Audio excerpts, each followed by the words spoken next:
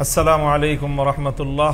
আলহামদুলিল্লাহি রাব্বিল আলামিন ওয়াসসালাতু ওয়াসসালামু আলা সাইয়্যিদিল আমবিয়া ওয়াল মুরসালিন ওয়া আলা আলিহি ওয়া আসহাবিহি আজমাইন। মূল্যবোধ সংরক্ষণ পরিষদের উদ্যোগে আয়োজিত আজকের এই জাতীয় সেমিনার, এর মাধ্যমে এবং আজকের এই উপস্থিতির মাধ্যমে আমরা বাংলাদেশের সমাজ এবং রাষ্ট্রকে একটি বার্তা দিতে চাই। সেই বার্তাটি হলো এই: ইসলাম নিয়ে ছিনিমিনি খেলা বাংলাদেশে সেই দিন শেষ।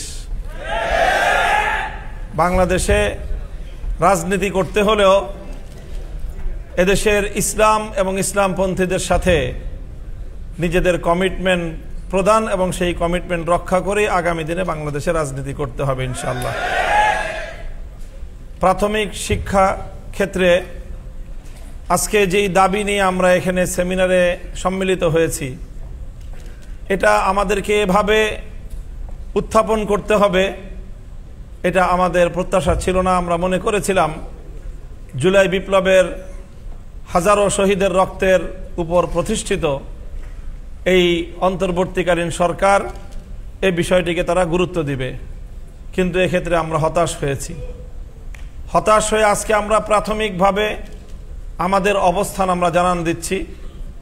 বর্তমানে রাজনৈতিক একটি চরম অস্থিরতার বা একটা দোদুল্যমান অবস্থায় দেশ এগিয়ে চলছে। এই জন্য আমরা রাজপথে বড় ধরনের কর্মসূচি ঘোষণা করতে একটু আমরা সময় নিচ্ছি। আজকে জুলাই বিপ্লবের সকল অংশীজন এই মঞ্চে উপস্থিতির মধ্য দিয়ে জানান দিয়েছে, আগামী দিনে বাংলাদেশে যারাই ক্ষমতায় আসবে প্রাথমিক বিদ্যালয়ে ধর্মীয় শিক্ষক যথাযথ প্রক্রিয়ার মাধ্যমে নিয়োগ দিতে তারা বাধ্য থাকবে ইনশাআল্লাহ।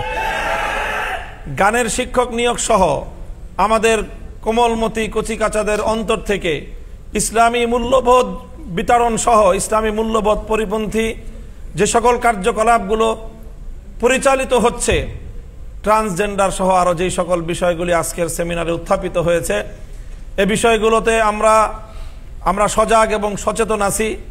সরকার যদি মনে করে অথবা রাজনৈতিক পক্ষগুলো কেউ যদি মনে করে যে রেইনবো নেশন, তারপরে তৃতীয় লিঙ্গ, এই সকল টার্মের মারপেচে এদেশের ধর্মপ্রাণ মুসলমানরা এগুলো বুঝবে না বা এগুলোর ব্যাপারে তারা সচেতন নয়, তাহলে আমি মনে করি তারা বোকার স্বর্গে বসবাস করছে। আমরা আজকের এই সেমিনারের মাধ্যমে সেমিনারে যারা এখানে মঞ্চে উপস্থিত আছেন তাদের পেছনেও, আজকের এই সেমিনার বাস্তবায়নের পেছনে বাংলাদেশের ক্রিয়াশীল আরও অনেক গুরুত্বপূর্ণ ব্যক্তিবর্গ আজকের এই সেমিনারের সাথে, তারা আয়োজনের সাথে একান্তভাবে সম্পৃক্ত। আমরা যদি বাধ্য হই তাহলে আমাদের প্রাথমিক শিক্ষায় ইসলাম এবং মূল্যবোধ রক্ষা করার জন্য যা করতে হয় আমরা সেটাই করব, এবং সেটা আগামী দিনে আমাদের সবচেয়ে প্রায়োরিটি বেসিস আমাদের কর্মসূচি হতে পারে।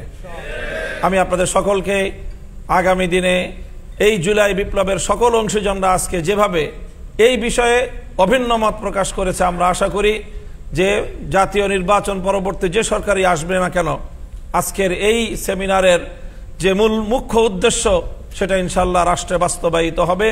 সেই অঙ্গীকার, সেই প্রত্যয় তাদের সকলের মাধ্যমে আজকে ব্যক্ত হবে, সেই প্রত্যাশা ব্যক্ত করছি। আসসালামু আলাইকুম ওয়া রাহমাতুল্লাহ।